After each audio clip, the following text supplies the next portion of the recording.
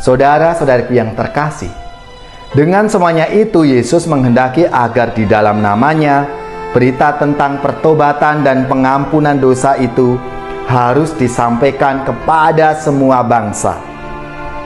Inilah inti sabda Tuhan, yaitu kabar gembira yang harus diwartakan kepada semua orang supaya mereka bertobat, mendapatkan pengampunan secara khusus di dalam nama Yesus yang sudah wafat dan bangkit. Dosa tidak lagi menjadi penghalang persekutuan manusia dengan Allah.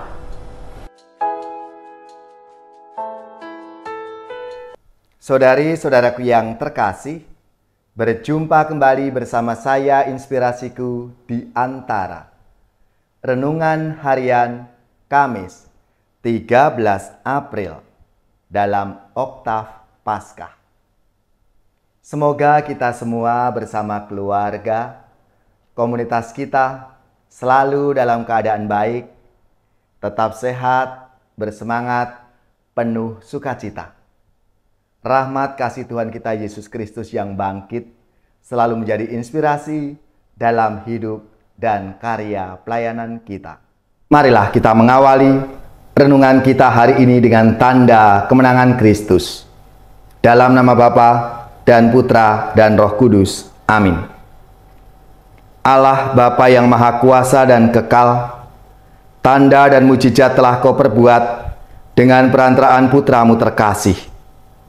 Kami mohon, jadikanlah kami tanda hidup tentang Dikau, dan jadikanlah namamu berkat bagi kami.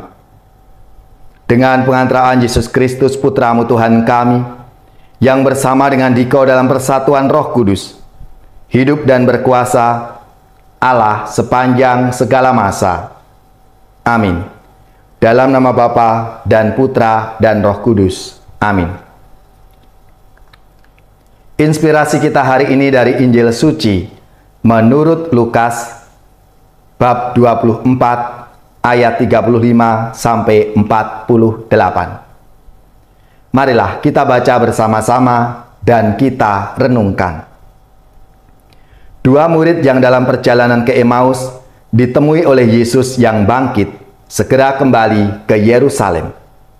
Mereka menceritakan kepada saudara-saudara apa yang telah terjadi di tengah jalan dan bagaimana mereka mengenali Yesus pada waktu Ia memecah-mecahkan roti.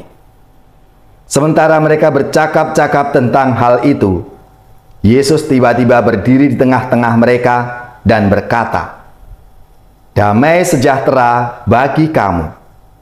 Mereka terkejut dan takut karena menyangka bahwa mereka melihat hantu. Akan tetapi Yesus berkata kepada mereka, "Mengapa kamu terkejut? Dan apa sebabnya timbul keraguan-raguan di dalam hatimu? Lihatlah tangan dan kakiku. Aku sendirilah ini. Rabalah aku dan lihatlah. Karena hantu tidak memiliki daging dan tulang seperti yang kamu lihat ada padaku." Sambil berkata demikian, Ia memperlihatkan tangan dan kakinya kepada mereka. Dan ketika mereka belum juga percaya, karena girang dan masih heran, berkatalah Yesus kepada mereka, "Adakah padamu makanan di sini?" Lalu mereka memberikan kepadanya sepotong ikan goreng. Ia mengambilnya dan memakannya di depan mata mereka. Yesus berkata kepada mereka, "Inilah perkataan yang telah kukatakan kepadamu ketika aku masih bersama-sama dengan kamu, yakni bahwa harus digenapi semua yang ada tertulis tentang aku dalam kitab Taurat Musa, kitab Nabi-Nabi, dan kitab Mazmur." Lalu Yesus membuka pikiran mereka sehingga mereka mengerti kitab suci. Katanya kepada mereka, "Ada tertulis demikian, Mesias harus menderita dan bangkit dari antara orang mati pada hari yang ketiga. Dan lagi, dalam namanya, berita tentang pertobatan dan pengampunan dosa harus disampaikan kepada segala bangsa, mulai dari Yerusalem." kamu adalah saksi dari semuanya ini. Demikianlah sabda Tuhan. Terpujilah Kristus. Saudari-saudaraku yang terkasih, dalam sabda Tuhan hari ini, setelah bangkit dari kematian, Yesus menampakkan diri kepada para murid-Nya. Lukas mengisahkan penampakan Yesus terjadi 3 kali. Yang pertama, Yesus menampakkan diri kepada para perempuan yang menemukan makam kosong.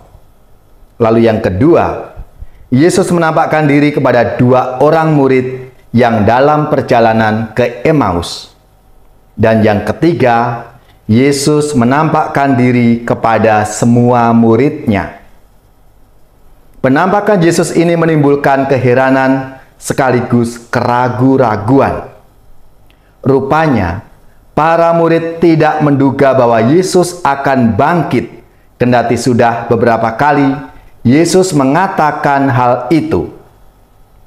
Hal itu tampak dari reaksi mereka yang terkejut dan takut melihat Yesus, bahkan mengira Yesus adalah hantu. Yesus memahami keraguan dan kebingungan mereka. Maka Ia mempersilahkan mereka untuk meraba, melihat bekas luka-lukanya. Kemudian Yesus meminta makanan untuk meyakinkan mereka. Yesus melakukan semuanya itu karena tahu bahwa manusia lebih mudah percaya pada hal-hal duniawi daripada yang ilahi. Tindakan Yesus ini juga memperlihatkan bahwa tubuh kebangkitannya benar-benar punya aspek fisik.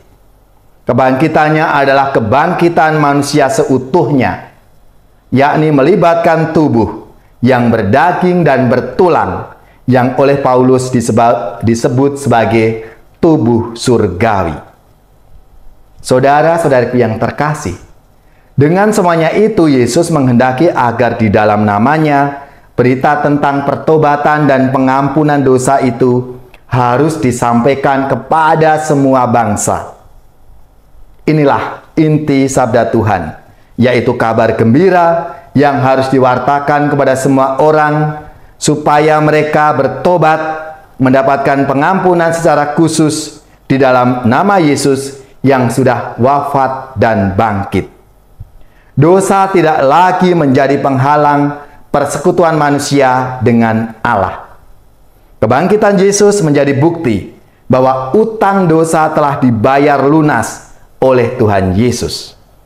Inilah tugas kita semua murid-Nya, yaitu membawa damai sejahtera bagi semua orang. Saudari-saudaraku yang terkasih, kita semua mendapatkan tanggung jawab untuk mengemban misi Allah ini dengan menjadi saksi yang memberitakan pertobatan dan pengampunan kepada semua bangsa.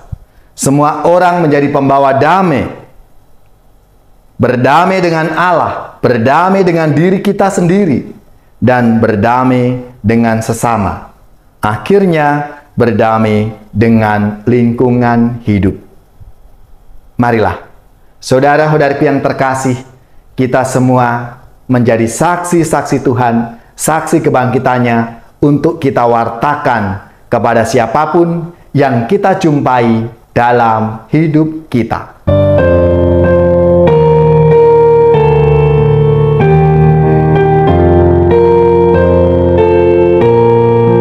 Kristus bangkit, Kristus mulia, wartakan dengan lantang, yang jahat dikalahkannya, sambutlah dengan girang.